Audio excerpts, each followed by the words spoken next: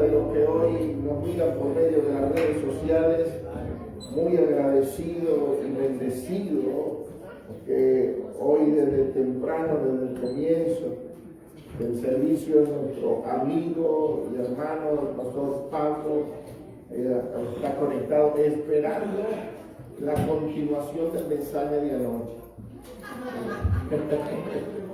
y eso nos llena de gozo también. Está con nosotros Sofía. Bendecimos la vida de Sofía, que la gracia y la paz esté sobre ella y sus dos bellezas, esos dos niños que tienen. Les amamos y les bendecimos. Y a todos aquellos que se están conectando, que realmente acá en mi teléfono no me aparecen todos, sé que directamente en la transmisión sí.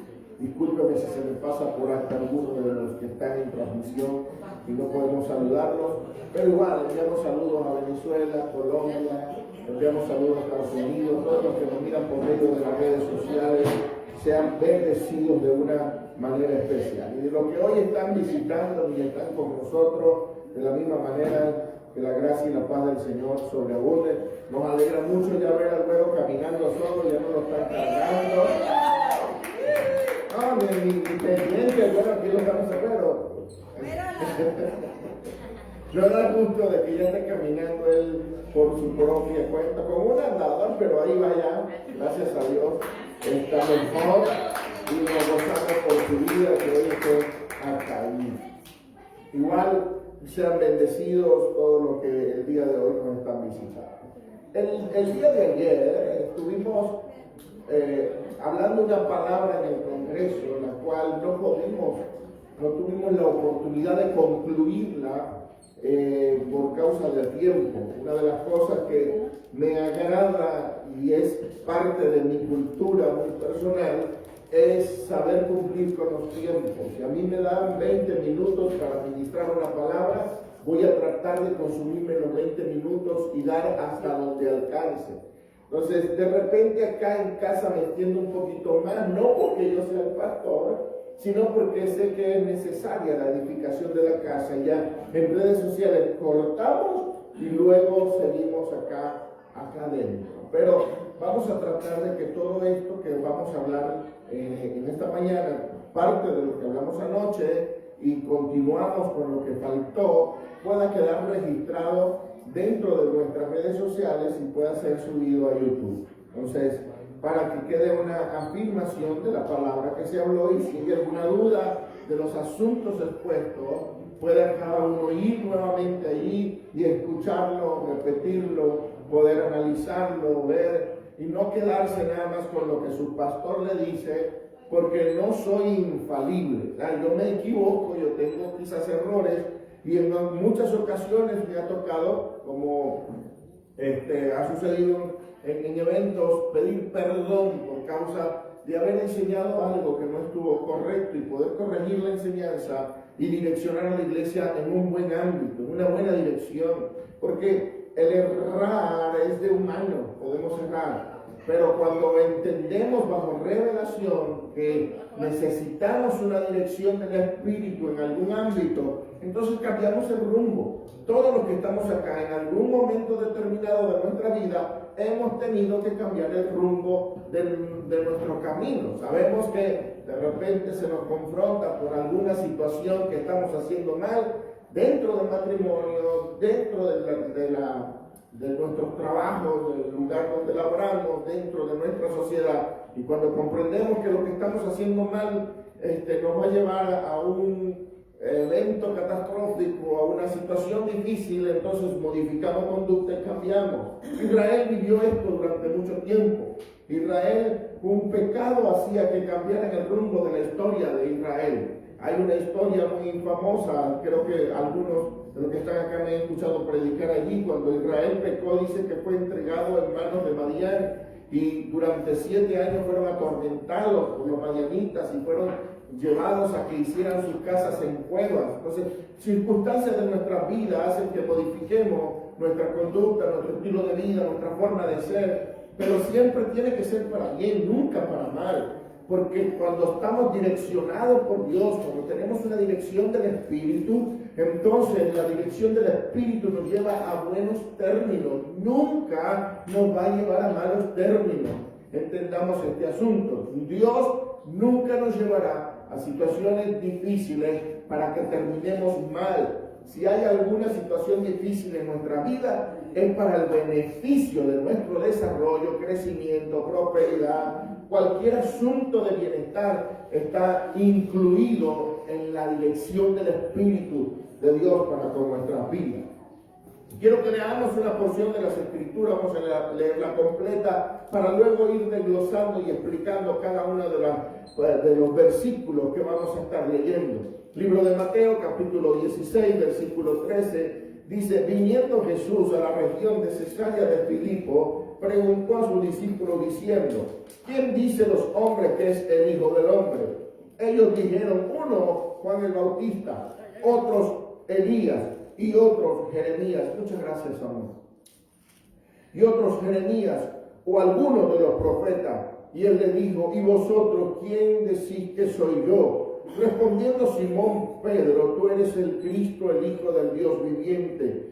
Entonces le respondió Jesús: bienaventurado eres, Simón, hijo de Jonás, porque no te lo reveló carne ni sangre, sino mi Padre que está en los cielos. Y yo también te digo que tú eres Pedro, y sobre esta roca edificaré mi iglesia, y las puertas del Hades no prevalecerán en contra de ella.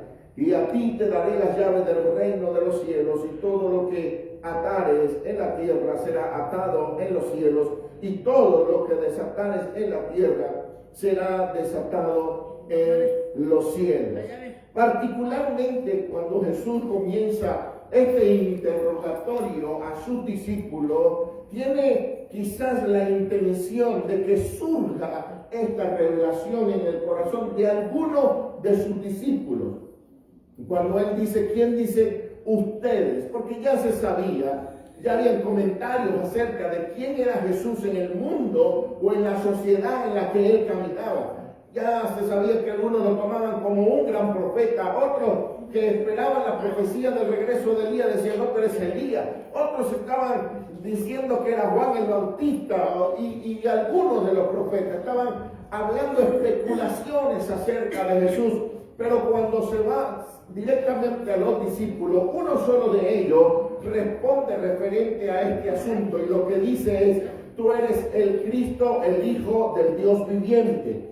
Y el Señor, cuando escucha la palabra dada por Pedro, diciéndole: tú eres el Cristo, el Hijo del Dios viviente, le habla diciendo: bienaventurado eres, Simón, hijo de Jonás, y yo te digo que tú a partir de ahora eres Pedro, porque no te lo ha revelado que carne ni sangre. Ahora, aquí surge una palabra maravillosa, que es la palabra revelación. En el original la palabra revelación se escribe como apocalipsis o apocalipsis para muchos. Y la palabra revelación es simplemente, el significado es correr el velo, quitar el velo. Ahí el Señor lo que le está diciendo a Pedro: Pedro, a ti se te ha quitado el velo, se te ha quitado un obstáculo delante de la visión que tiene, para que puedas comprender en plenitud quién soy yo. ¿Y cuál fue la revelación? La revelación otorgada en aquel momento era sobre el Cristo y sobre el Hijo de Dios, porque hay dos frases, dos palabras, las cuales mezcla el apóstol en esta palabra, en esta enseñanza o en esta escritura, diciendo: tú eres el Cristo, el Hijo del Dios viviente. Entendamos algo: cuando se habla del Cristo, según el plan de Dios o según lo que Dios de antemano ya había planificado, el Cristo solamente es una función, pero el Hijo es una naturaleza que miró el apóstol en esta ocasión, o el discípulo, porque todavía no había llegado su tiempo de apostolado. El discípulo lo que miró fue la función que estaba cumpliendo el Hijo de Dios. ¿Y cuál fue esa función? Fue una función no establecida específicamente en ese tiempo. No fue una función nada más establecida para esa época. Fue una función establecida desde antes de la fundación del mundo. Y algo que me gusta mucho de lo que he aprendido en esta palabra es que Dios siempre tuvo presente a la iglesia.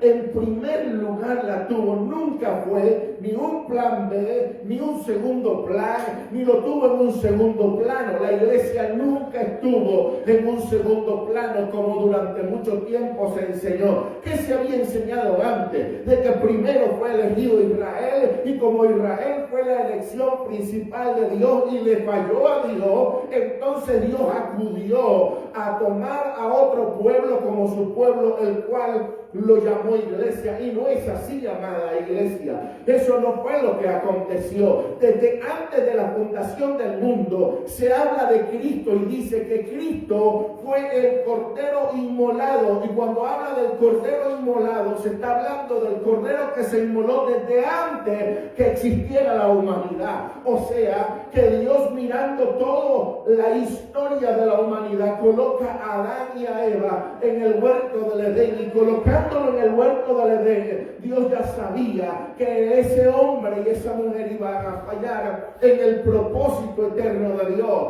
porque cuando Dios establece a Adán y a Eva, lo establece con un propósito. ¿Cuál fue el propósito inicial? Lo he predicado muchas veces, tanto en casa como fuera de casa.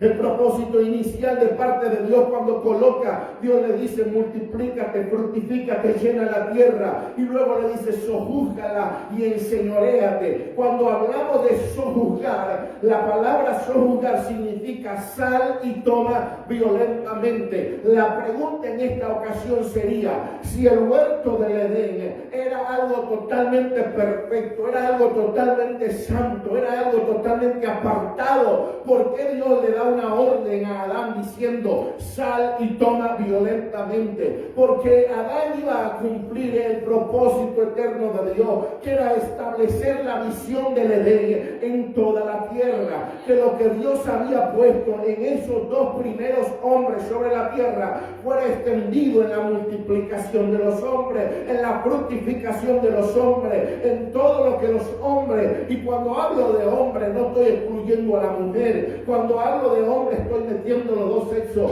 Cuando Dios establece esa visión, era para que el hombre sobre toda la faz de la tierra estableciera el Edén. El Edén solamente era un espacio geográfico en aquella tierra, en aquel lugar, pero el Edén tenía que extenderse. México tenía que ser parte del Edén, Venezuela tenía que ser parte del Edén, Nicaragua, Estados Unidos iba a ser un reinado completo, pero lo estorbó el plan del enemigo, el plan de Satanás. Estorba el propósito de Dios en el Edén, y a partir de allí comienza una segunda faceta sobre aquel propósito eterno de Dios.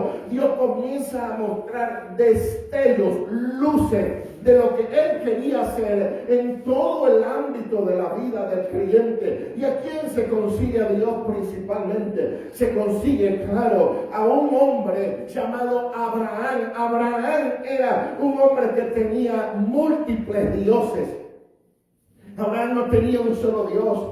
Abraham no creía en ese tiempo en Jehová. Abraham no creía en nuestro Dios. Abraham no tenía esa ideología. Abraham creía en múltiples dioses. Este hombre tenía tantos dioses que podían ponerle dioses a los árboles, dioses a las estrellas, dioses a la luna, dioses en distintas formas, en distintas maneras. Y particularmente era tan terrible ese asunto que la tribu o el pueblo de Abraham sacrificaba niños para sus dioses. Pero Abraham es llamado por Dios, el Dios verdadero, y Abraham tiene que tomar la determinación en su pensamiento y en su corazón si seguía a sus dioses o seguía la voz de un Dios que no conocía, o seguía la voz de un Dios que tenía quizás conceptos totalmente contrarios a lo que él estaba manejando. Y es aquí lo que le pasa a la iglesia en el tiempo. La iglesia ha sido confrontada por Dios en cuanto a las ideologías, pensamientos, culturas y todo lo que está plasmando. Y cuando nos topamos con esto, que lo vamos a hablar más adelante, cuando nos topamos con esto, nos toca decidir en qué creer. Nos toca decidir si seguimos al Dios verdadero o seguimos todos los dioses que teníamos antes. Si decidimos por el Dios verdadero, tenemos que comenzar a tener un rompimiento, porque a Dios no le gusta la dualidad de dioses. No creo en el Señor, creo en Dios, pero también creo que el diablo se estorba mi propósito y hace conmigo lo que él quiere y él me puede dañar los planes. Eso sucedió en un tiempo, luego de la muerte de Cristo, lo vamos a explicar más adelante. Luego de la muerte de Cristo en la cruz del Calvario, ya no es un estorbo para ti, porque fue vencido. Para hacerle corto este asunto, toda la historia del Antiguo Testamento gira en una reseña histórica para la presentación del propósito eterno de Dios a la humanidad. Israel solo fue un instrumento para reflejar lo que Dios quería hacer. Por eso, Cristo se presenta en distintos lugares del Antiguo Testamento con nombres diferentes, como el ángel de Jehová, como aquel que se presentó delante de Manoah, que le dijo: mi nombre es admirable, como el hombre que se presentó delante de Josué con la espada desenvainada, y cuando le preguntaron quién era, él dijo: yo soy el príncipe de los ejércitos de Jehová. Entonces Cristo tuvo una preexistencia, o tuvo una presentación previa durante toda la historia, para llegar a la conclusión de una muerte de cruz. Y Pedro, cuando mira aquella o aquel personaje que estaba delante de él, se le quita y se le corre el velo y hace la gloriosa declaración diciendo: tú eres el Cristo, tú eres el hombre que viene a traer la verdad para este tiempo presente. Por eso cuando Pedro mira todo aquello, dice: tú eres el Cristo, una función; tú eres el Cristo, el Hijo del Dios viviente, una naturaleza. Tu naturaleza como Hijo de Dios o como Dios tiene que estar sobre la tierra, pero cuando está aquí en la tierra cumple una función. ¿Y cuál es la función? La función de Salvador, la función de Redentor, la función del Cristo, la función de morir en la cruz. ¿Estamos hasta aquí bien? Si hay alguna confusión en esto, llámeme aparte y pregúntenlo. Ahorita no le voy a permitir preguntar porque queremos ir rápido en todo este asunto. Entonces, cuando vemos a Pedro en este asunto, el Señor le dice: bienaventurado eres, Simón, porque no te lo reveló carne ni sangre, sino mi Padre que está en los cielos. La función de revelación le correspondió a Dios sobre una persona, y ahora a nosotros nos ha tocado que Dios, a cada uno de los que estamos acá, aunque no nos hayamos dado cuenta y aunque no lo entendamos de esta forma, a cada uno de los que estamos acá, Dios nos ha revelado a su Hijo. Y usted no se ha dado cuenta. De repente, ¿cuándo fue? ¿Cuándo fue esto? En el momento que usted entendió que sin Cristo no valemos nada, que sin Cristo no somos nada, que sin su sacrificio en la cruz del Calvario no hubiéramos podido tener vida. Hay un reflejo de lo que muchas personas, y eso es lo que a veces no entendemos, un reflejo de lo que muchas personas explican en cuanto a la muerte de Cristo en la cruz del Calvario. Se lo voy a poner en el término mexicano. Cristo lo vio usted al frente del tren que iba a morir, y él agarró, salió corriendo, lo tomó a usted, lo sacó y él mismo puso su vida para que usted no la perdiera. Eso es un reflejo de lo que hizo Cristo en la cruz del Calvario. Pero para los que ya Cristo ha sido revelado, aquí le va algo. Cristo lo vio frente al tren y salió corriendo. Lo agarró y lo abrazó y le dijo: aquí morimos los dos. Suena peor, ¿verdad? Suena más feo. Pero es lo que dijo Pablo cuando dijo: con Cristo estoy juntamente crucificado. ¿Qué dijo Pablo? Pablo entendió, hablamos de otro apóstol, Pablo entendió que la revelación de Cristo en la vida no era que él tan solo muriera en la cruz, sino que yo también fuera a la cruz con él a morir. Entonces, cuando yo muero en la cruz, es porque ya Cristo se me está revelando en plenitud. No en parte, no en proceso, sino en plenitud, completo sobre mi vida y en mi vida.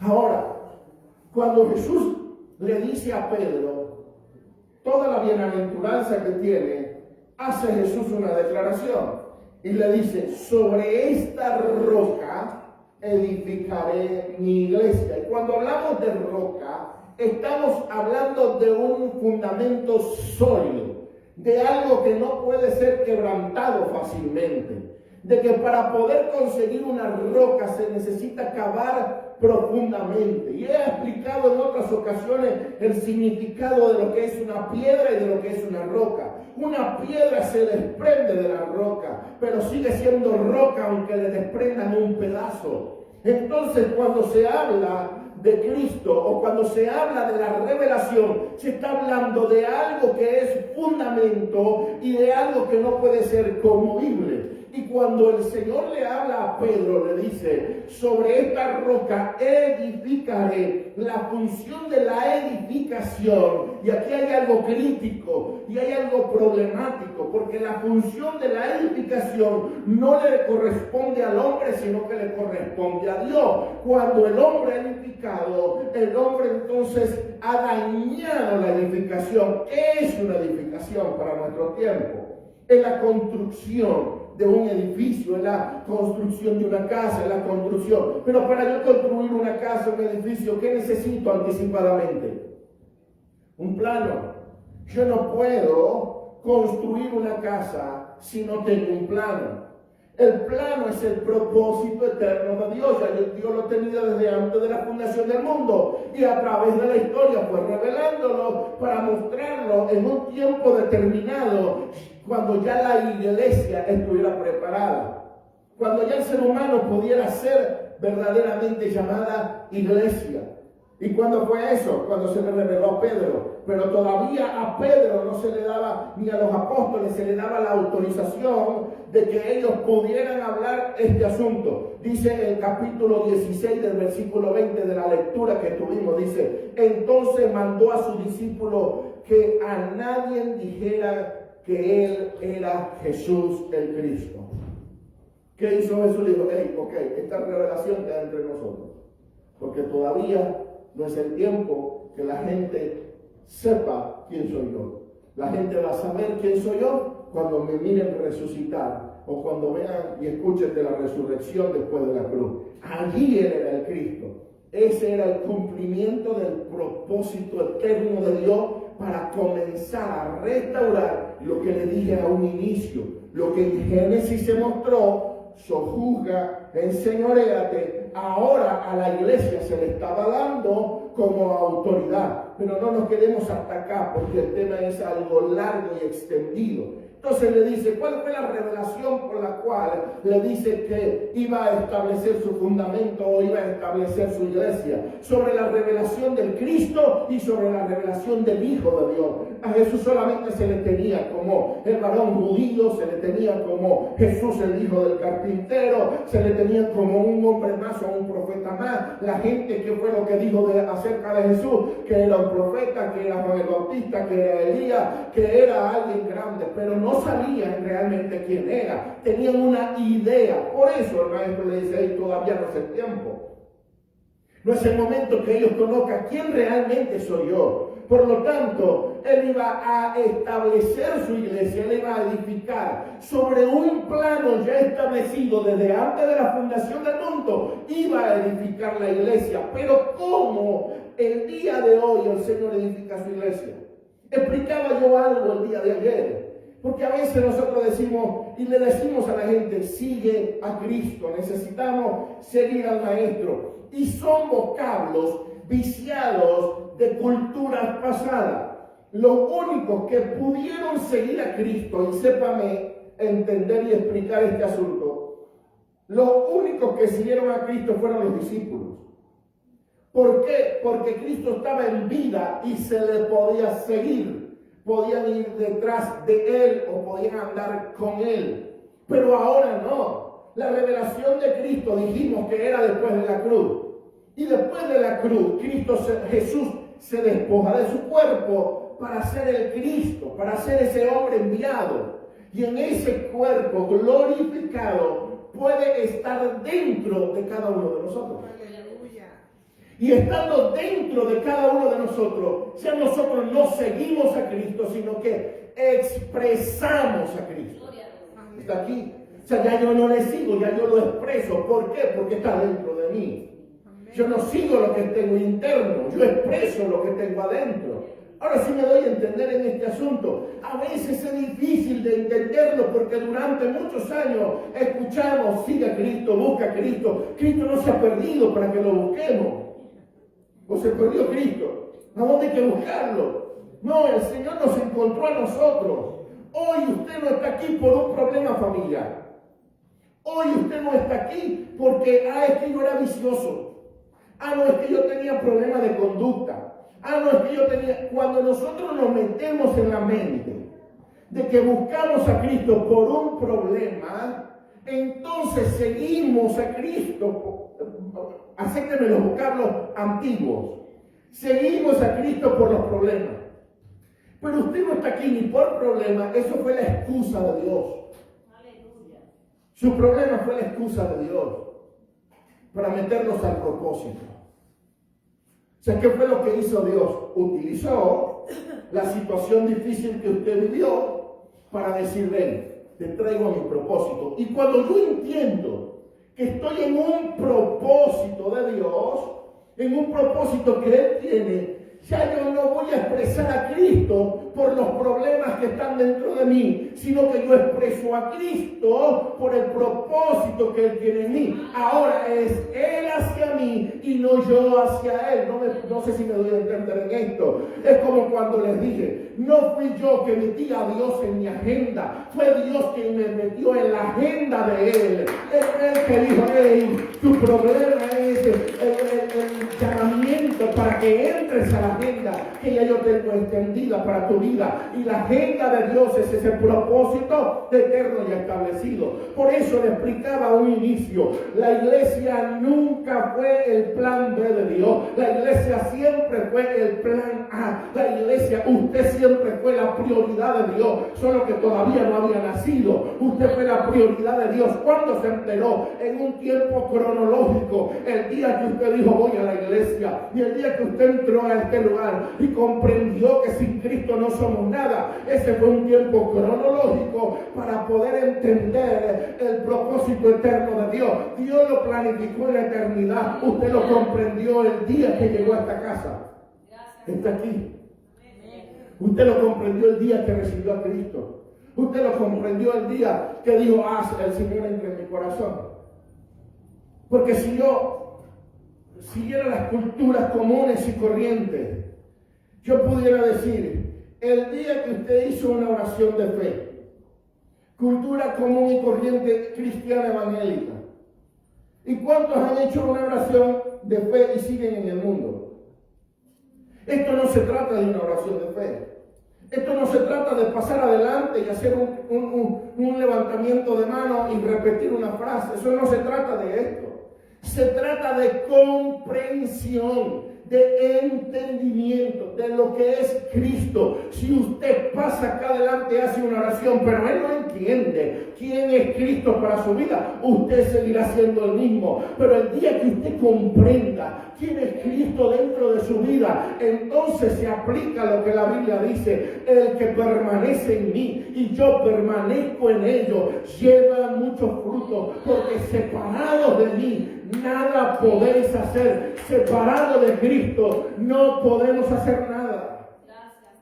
Es importante ser entendido en lo que es Cristo en mi vida.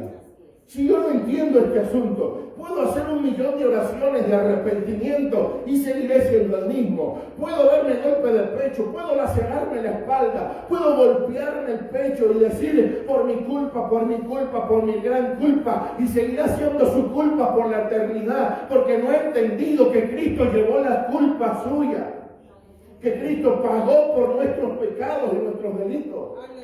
¿Cuál es la gran diferencia de un antes a un ahora?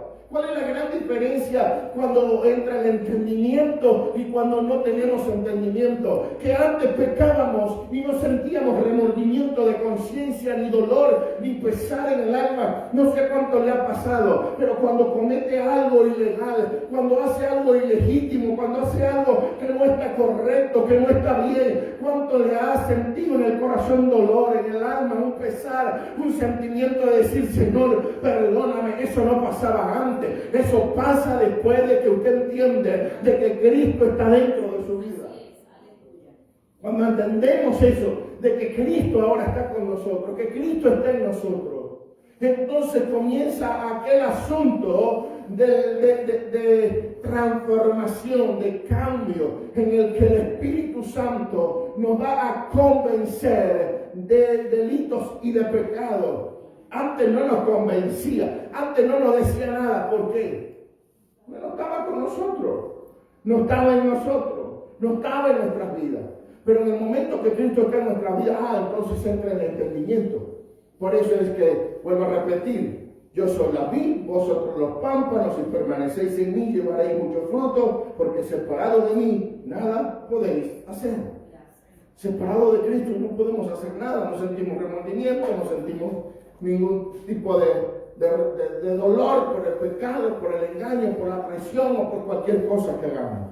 Entonces, ¿qué necesitamos? Necesitamos saber que el edificador, y aquí le va algo, mire lo que ha pasado con los edificadores de nuestro tiempo. Y la intención, escuche, la intención acá no es criticar a personas específicas, sino a ideologías. ¿Está conmigo? Aquí yo no vengo a criticar a un pastor, yo no vengo a criticar a un salmista, o a alguien que cante, o a alguien que adore, no. Yo vengo a criticar acá una enseñanza que por los siglos, por las generaciones, se ha transmitido. ¿Cuántos han logrado o han escuchado una alabanza que dice, al campo enemigo yo fui, tomé lo que me robó? La cantamos con alegría, ¿verdad que sí, hermano?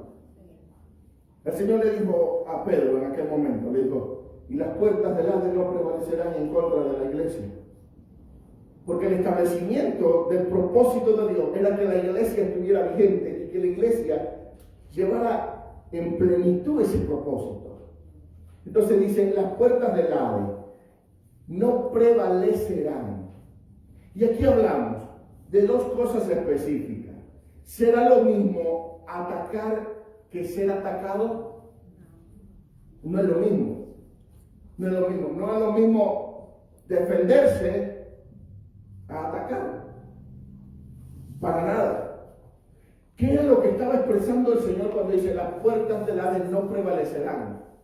Es porque estaba levantando o construyendo una iglesia que ataca y no que se defiende. Eso fue lo que dice en la Escritura.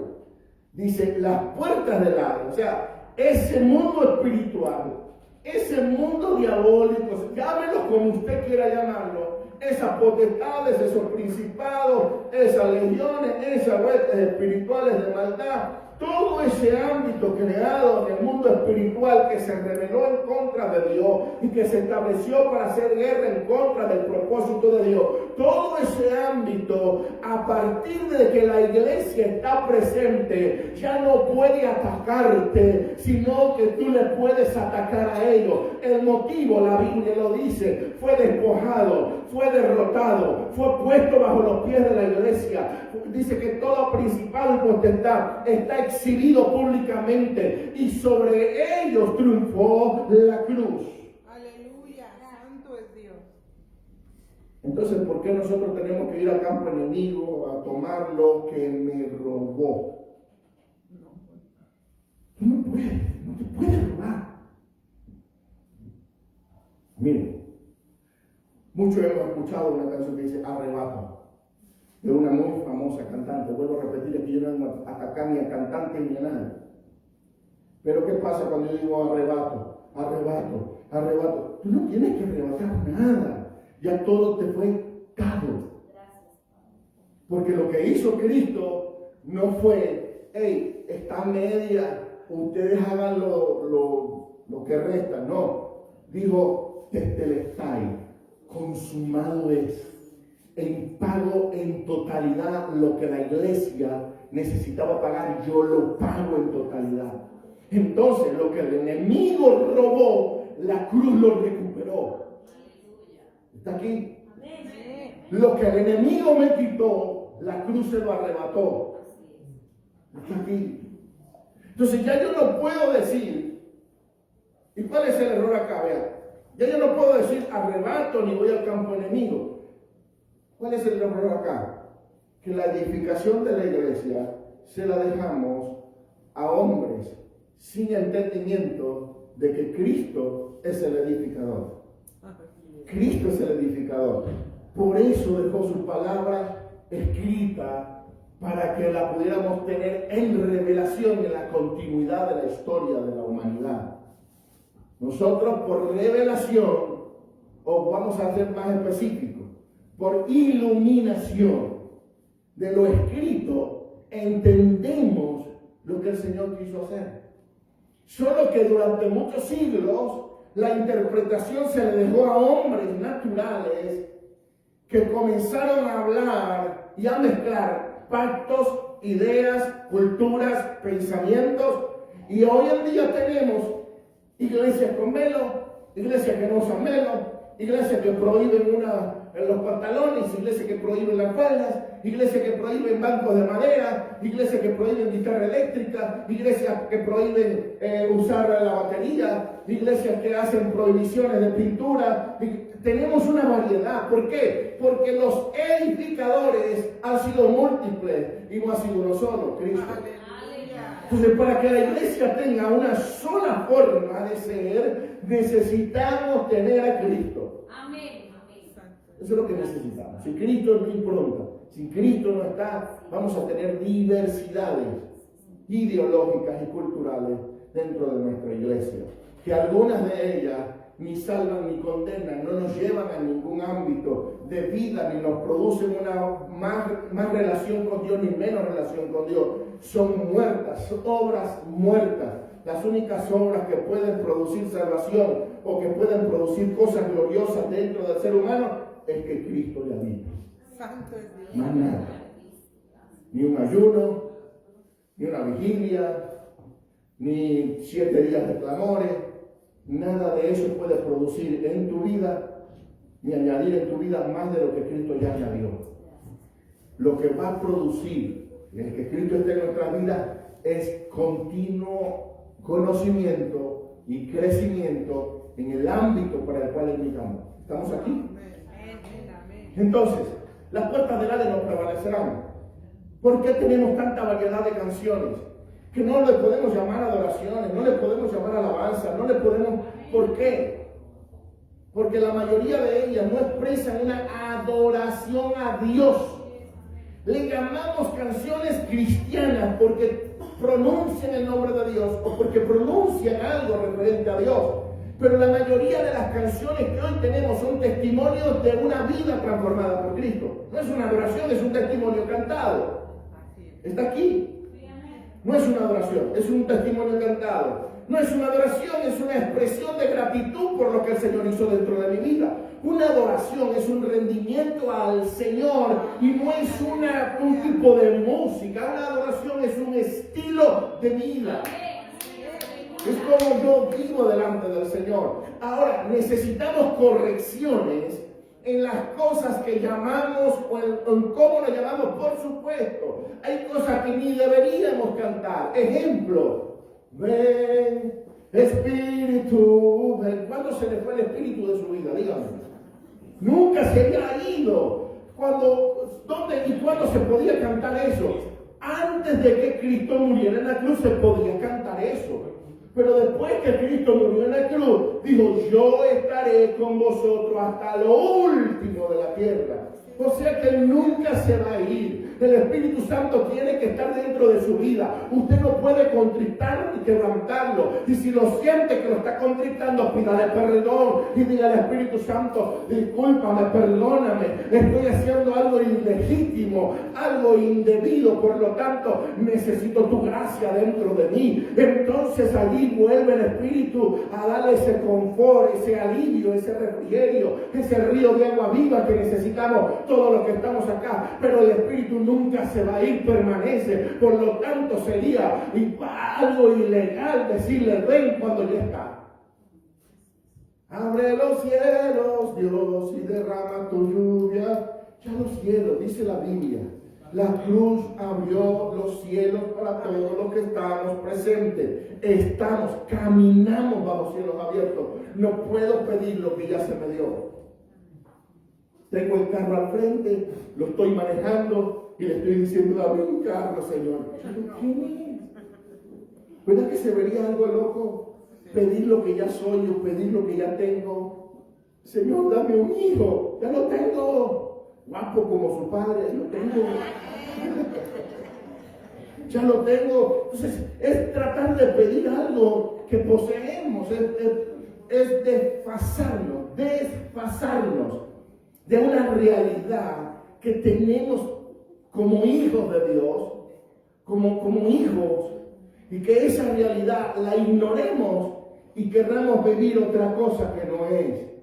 Entonces, usted se va a topar, amado. Y yo no tengo problema, créame, no tengo problema que usted vaya y visite otras iglesias, que usted escuche otros predicadores, que usted preste su oído a otra gente, no tengo problema. Mi único problema con usted es que le permita al Señor gobernar su vida. Y desde el momento que Cristo gobierne su vida, usted va a abrir los ojos, porque la gracia le devuelve el cerebro a la gente, no se lo quita, no se lo roba. La gracia le devuelve la voluntad a las personas, no se la roba. Y cuando usted se topa con algunos líderes eclesiásticos que lo único que saben es robarle el tiempo, robarle los pensamientos y robarle muchos bienes económicos, usted se da cuenta, no es que la gracia no me llamó para esto. Usted rompe con cualquier cultura de pensamiento y avanza en la gracia que le ha sido asignada. Le comentaba a los hermanos allá atrás antes de comenzar el servicio. Yo conozco gente, hermano, que les dice a la iglesia, ¿quieres un trabajo? Charlie, ¿quieres un trabajo mejor que tiene? Ven y pacta. Traen 1000 ondas para acá. Pacta con 1000. Yo conozco gente. Nunca el hombre puede pactar con Dios. Un pacto se da de alguien mayor hacia alguien menor. ¿Está aquí? Un pacto se hace de un mayor a un menor. Yo puedo pactar con mi hijo, pero mi hijo no puede pactar conmigo. Porque yo soy el mayor que él. Yo no puedo pactar con Dios. Nunca seré más grande que él. Nunca seré mayor que él. Nunca puedo ponerme. Todos los pactos fueron de Dios hacia el hombre y nunca del hombre hacia Dios. Entonces es una herejía. Y discúlpenme los pastores que son mis amigos y que hacen esa locura. Es una herejía decirte traiga y pacte con Dios con una ofrenda para que el Señor le sane el pie al huevo. Claro, Dios va a sanar al huevo sin ofrenda o con ofrenda. Es Dios. Está aquí. Dios te va a proveer. Dios te va a sanar, Dios te va a prosperar, no por lo que tú traigas a un lugar de reunión, sino por lo que tú tienes dentro de ti. Y hoy la iglesia da ofrenda, diezmo, lo que dé, lo da porque ya fue bendecido, no para ser bendecido. Lo que damos, lo damos porque ya somos bendecidos. Porque Dios no tiene con salud, con vida, Dios no tiene con empleo, Dios no tiene con familia, Dios no tiene con gente que nos ama. Y aunque Dios, mire, nosotros como venezolanos, y saben nuestra situación acá, podríamos decir, hermano, estamos solos. Mi mamá está en Venezuela, mi hermana está en Colombia, mi otra hermana está en Venezuela, tengo mi hermano en Acarigua que me está diciendo, esto está mal, esto está terrible, tengo toda mi familia allá. Yo podría basarme en ese ámbito y decir, estoy mal, hermano, estoy solo aquí. Pero lo veo a usted y digo, ya, con esto se me pasa. Esta es mi familia. Porque Dios me dio gente. Porque Dios me dio personas que yo las considero mis amigos, mi familia, la gente que amo y que quiero. Entonces ya estoy entre y yo. A veces pienso, voy a regresarme a Venezuela, pero ¿cómo digo a mi familia aquí? No puedo. Y después estando allá, veo a mi familia allá y digo, bueno, pero ¿cómo la dejo sola allá? Ya tengo que dividirme. Estoy esperando que saquen clones para sacarme uno. El de acá lo dejó sin panza, el de Venezuela que se vaya para sola. Pero ahí estamos. 2 puntos y concluimos. Dice, ni las puertas del Hades prevalecerán en contra de la iglesia. Ningún asunto diabólico ni satánico puede hacerle frente a usted. Usted es mayor.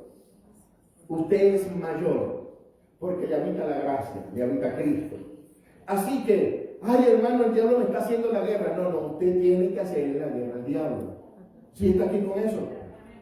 Dice, ni las puertas del Hades prevalecerán en contra de la iglesia, y a ti te daré las llaves del reino. La palabra llaves, todos sabemos que cuando tenemos una llave, ¿para qué? Para dar apertura de puertas. Cuando se hace esta declaración dentro de las Escrituras, se está haciendo a un grupo determinado que tenía las llaves, o sea, que tenía en sus manos la apertura de las puertas de la gracia.